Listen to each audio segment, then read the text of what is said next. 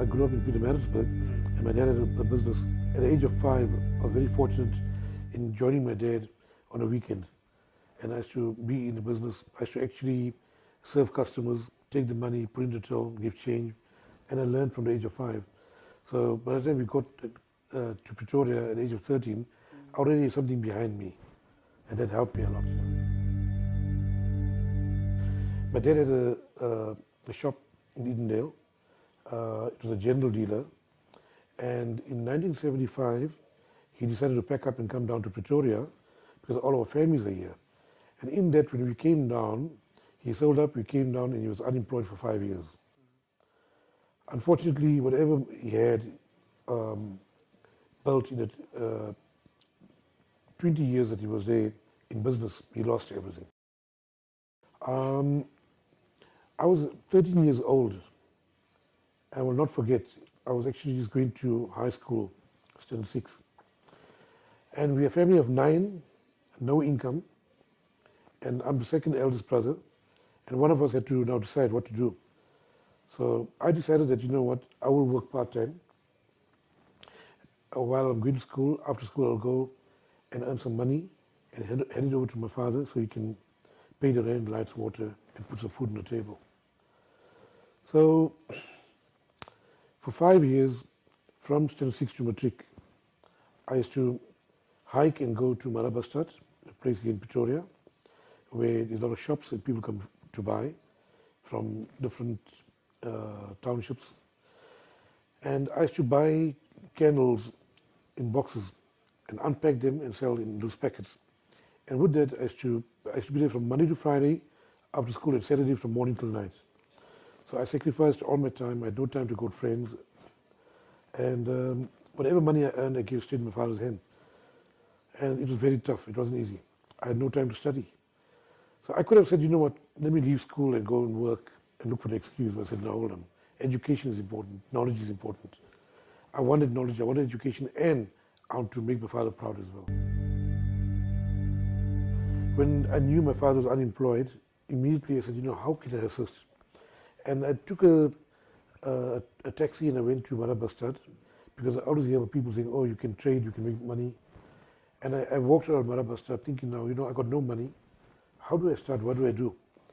Then I happened to walk into the bus stop and I said, you know what, there's so many people here. What can I sell them, you know? So I thought of, you know what, people use candles, you know? And I went to a cash and carry in Marabastad. I bought a box of candles and I worked out a cost price. I then did a markup. I went down and I opened the box and I just started with one box. And suddenly, when I opened the box, within half an hour it was sold. So I said, oh my God, there's something happening here. Thank God. So I went home and I thanked God. The next day I got excited and I bought 2 boxes. And then suddenly it became like 200 boxes a week. And each box gave me a profit of, call it 100 Rand, for argument's sake. And at that point in time, it was like a person working full-time earning that kind of money. So I thank God, you know, it was an idea which came from, you know, which God put into my head. Because I think the power of prayer, when you pray sincerely from your heart and you ask God to help you and guide you, it definitely opens up. So that's one. And number 2, you've got to be determined. You've got to have the burning desire to say, you know what, I'm going to make it and I'm going to do something. And don't just say, you know, I'm going to do it and you sit down and wait for something to happen. It's not going to come to you. It's not going to drop from the sky. You're going to look for it. But when you pray and you make the effort, then God grants your wishes.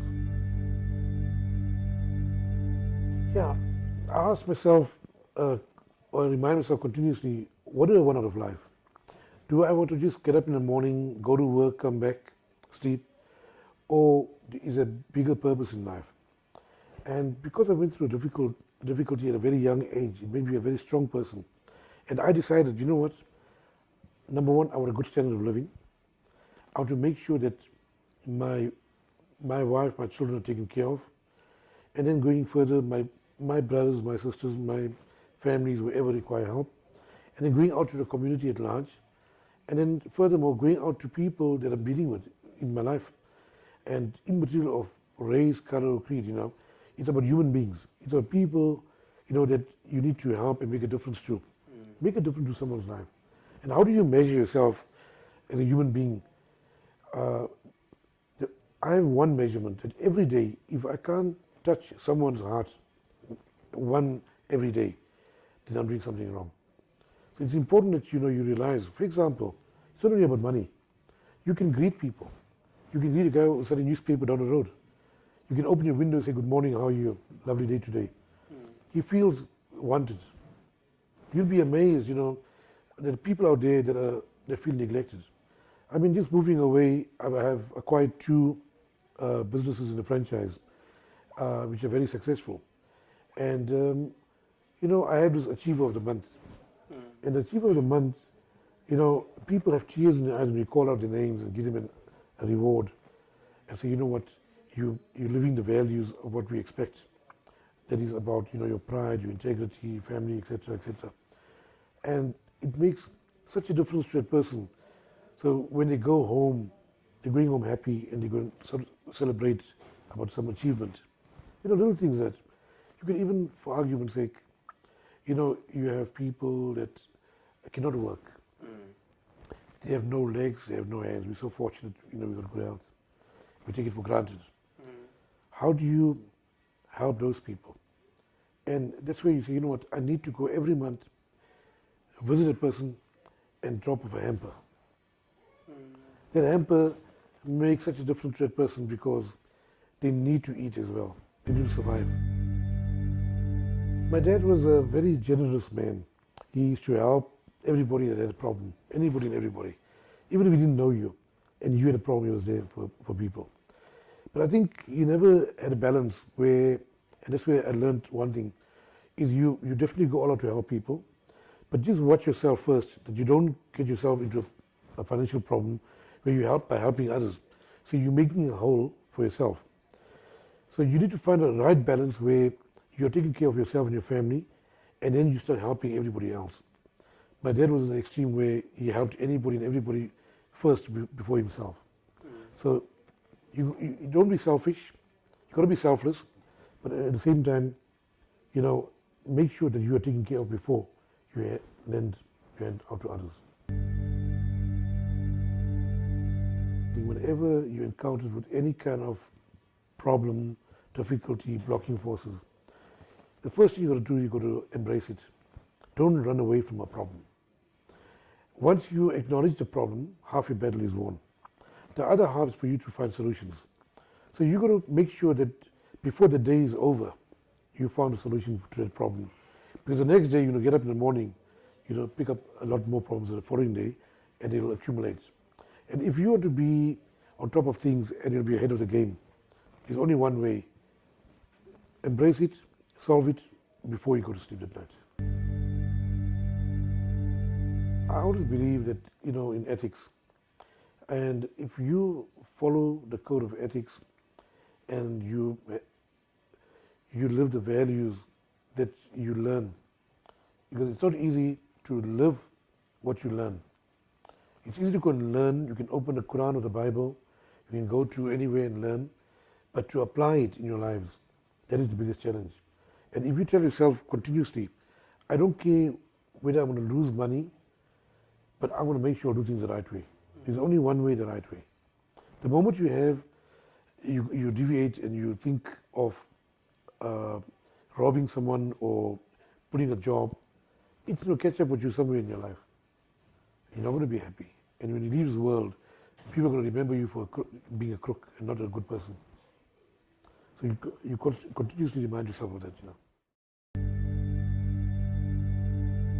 most difficult decision I had to make was when I had to acquire a franchise.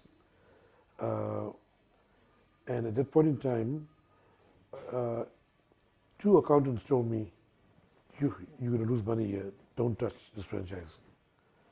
And they gave me all the reasons why I shouldn't. And I went back, and my gut told me, you know what, no man, there's an opportunity here. And I could see beyond what they could see. I could see myself taking this low-hanging fruit and turning it around. And I applied my knowledge, my skills, and it worked. And then I went for a second one. So, and I got a taste of it. And now I can't wait to get to the third one. So,